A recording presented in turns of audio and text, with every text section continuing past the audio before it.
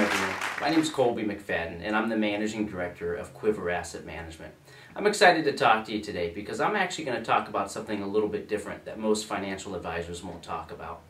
I'm going to talk about something a gift that was given to me by a great mentor who once sat down with me and said, Colby, the great things in life are truly very, very simple.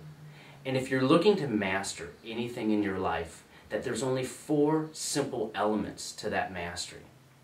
This mentor was a good friend of mine, and he for years worked with me and walked through each one of these elements that I'll briefly touch upon for you.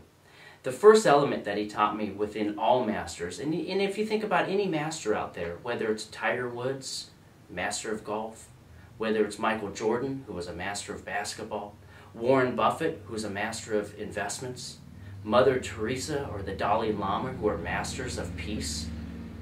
The first element that all of these masters applied into their life was the element of education. They spent countless hours educating themselves in whatever it was they were looking to master. For us as a firm, it's money management. We've spent relentless hours educating ourselves on what we need to know about the markets in order to manage your assets in a prudent manner. And this mentor once told me that it's not just enough to educate yourself, because there's a lot of people out there who have the education, but they don't have one of those core aspects of discipline. Because without discipline, the education will take you nowhere. And discipline is something that gets applied. If you're a sports athlete, it means that you show up for practice. You show up early, you're ready, you're eager. If you're a money manager like us, it means that your discipline is a day-to-day level of education that you have in your accounts. It's time and time again that you apply yourself in the things that you've taught yourself through that education process. Those 2 first elements get us started. We educate ourselves. We apply some kind of discipline to it. And then that third element is really the key that makes all the difference, which is you got to love what you do. Because if you don't love what you do, you'll never stick through the discipline.